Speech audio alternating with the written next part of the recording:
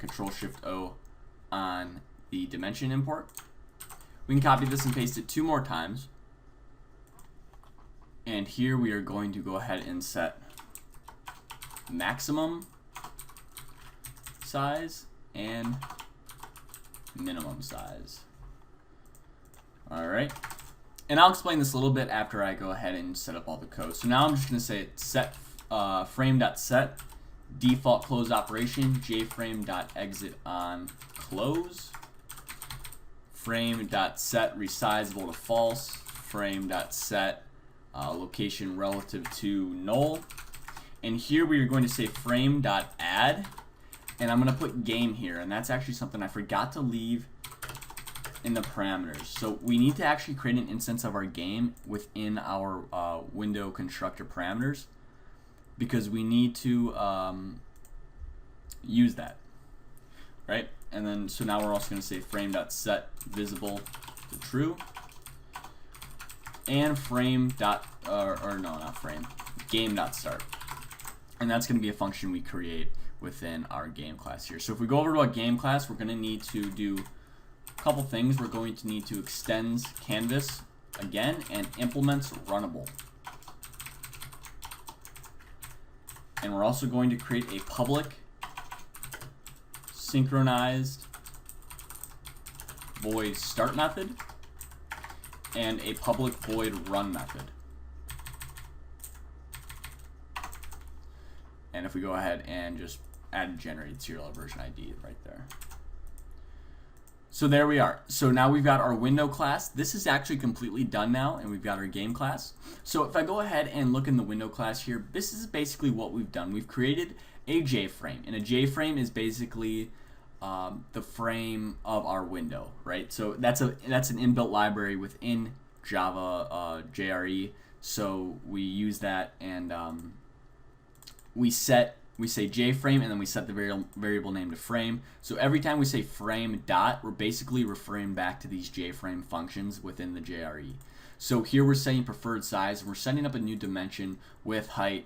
We're setting the maximum size, the minimum size, and then frame.set default close operation. This is basically within Java. If you want this, think of this as just having the X button, you know, in the top right corner actually be working. So if we didn't set this up, you're gonna have problems, because if you exit out, it's not gonna actually stop the thread in the game operations. So make sure you have that. That's pretty important. Frame.set resizable. This is just means, can we resize our window? And I don't want us to, because that's gonna bring up a whole lot of problems in our future. So we're just gonna set that to false. Frame.set location relative to null. This basically, if we didn't put this, this is not needed. But our window would start in the top left. If we put it to null, it's going to just start in the middle of our screen, which is pretty handy. Here we're adding our game class into our frame, right? This is very important. If you don't have that, you're going to come up with some problems. We're setting the frame to visible so we can actually see it. And then we're just creating or running that start method that we created right here. Alright, so if we go ahead and in our public stat, or our main method, let's just create a new instance of our game class, which is going to in turn call our constructor. And here we can just say new window, and we can put in our width, height, our title. So we can just say let's build a game, and this as in referring to our game parameter. So here we can just say public static final int width, and we're going to equal that to 640, and our height equal to width divided by 12 times 9, which is just gives a, I believe, 16:9 ratio, or something like that. You can say, or you can set your height to whatever you want. I just use this algorithm just for, you know, an ease of creating a nice aspect ratio. So if we go ahead and do that and we run the game, yes, as you can see, we get a window. Let's build a game title, and we've got a cool little window going on here. So this all works. It's pretty cool. So let's go ahead and continue. So now that we've got this, we're gonna go ahead and create a thread. So if we say private thread, okay, Now we need a thread. This is basically how the entire game is going to run within this thread. Now this game is gonna be a single threaded game, which is not really recommended, but it should be fine for the simplicity of what we want to do. So here we can basically, what we're going to do is, and why we started this game.start method in our window class is because this right here is going to start up our thread, right? So we're going to need private thread, and we're going to create a Boolean value, which is a true or false variable, running, and that's going to equal false, right? So in our start method here, we're going to just say thread equals new thread, this, and thread.start. Pretty simple. I mean, that's all we really need to do to start up that thread. So here we're just initializing that thread as a new thread, this referring to this instance of our game class here. This is where the thread's going to be ran, and then we just basically start the thread. So it's pretty simple. Now what we can also do is we can actually copy this and paste it down to, and put stop. In here what we can do is we can just put a try and catch statement, which basically a try and catch statement is pretty simple.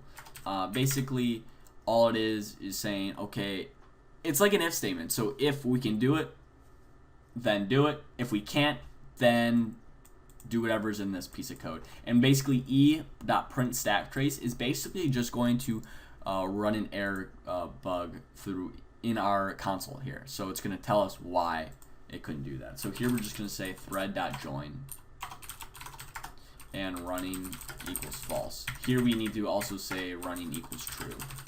Forgot about that.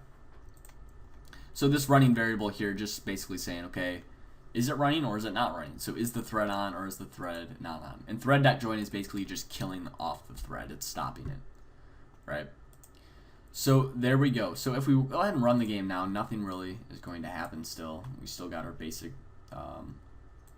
window here. Now again, this beginning tutorial is, or this, the first video is probably going to be the most boring one there is out of the entire series, because here is just setting up all the back frame stuff, stuff that you can't really see, stuff that really just makes the game work, So now what we're going to do is we're going to go ahead and set up the game loop. This is basically the heartbeat of the game.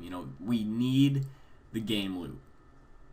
You need a game loop or else the game's not going to be able to update itself. Every game has some sort of version of a game loop in it. So the game loop we're going to create now is not my own code. I've actually gotten this from a long time ago, actually, and I don't quite remember where, but I believe even Notch uses this type of game loop as well, and a lot of people do use this game loop, so it is very popular, and I do recommend it. So I'm gonna go ahead and type it out now, and I'll be right back.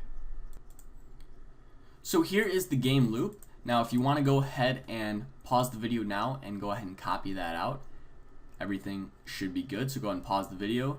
And so basically, again, I could have typed this out for you in real time, made the video longer and all that stuff, and kind of wasted your time with that, because I can't really explain how it exactly works. I have an idea on how it works, but there's better resources out there to figure out the game loop and logic and how this all works. Or if somebody in the comment section can figure this out, like in detailed description, go ahead and write that out if you guys want to. Or there are better resources out there to figure out this game loop. It is a very popular game loop. A lot of people use it. So yeah, I'm gonna leave that to them.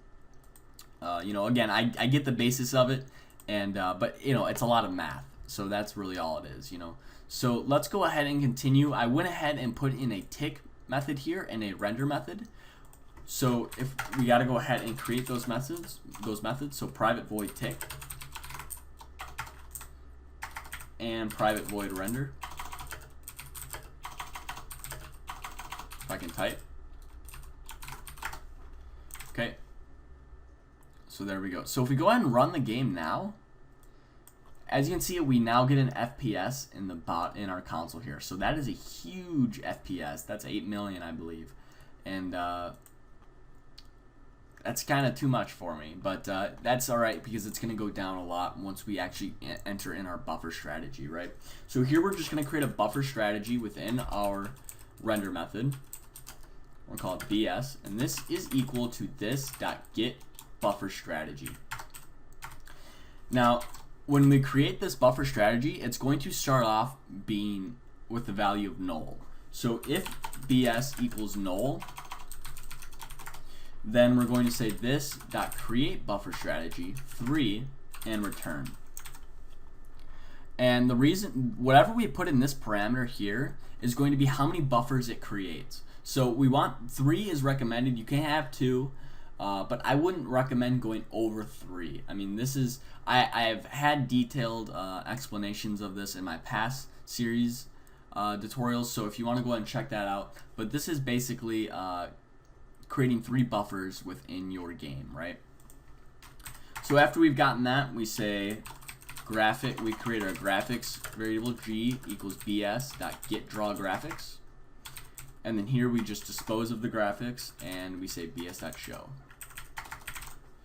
So now that we've got that, we go and run the game and we get this flashing, and as you can see, our FPS just dropped dramatically down to 8 million to 4,000.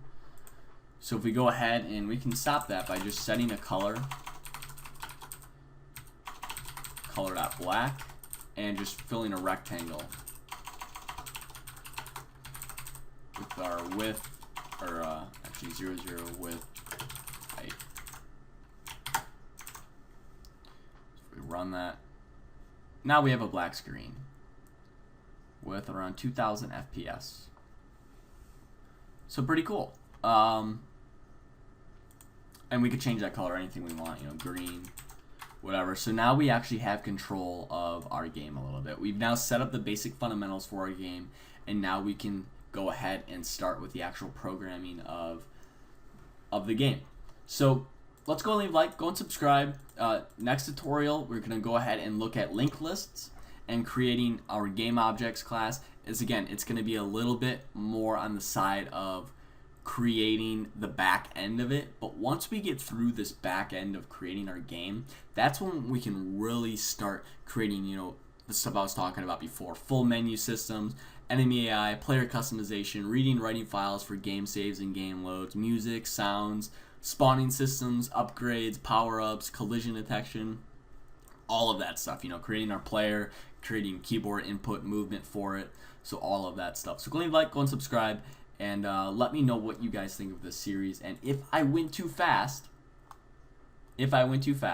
which I'm thinking I might have, let me know, and next tutorial I'll slow it down for you guys. And maybe if you guys need any more explanation, I will do my best to go ahead and try this. Again, this back end stuff is really I'm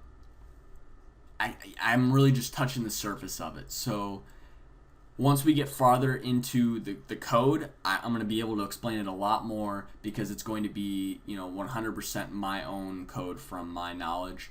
Again, this is all stuff that a lot of people use and a lot of people go off of by creating games. So go leave a like, go and subscribe, and I will see you guys next time. Peace.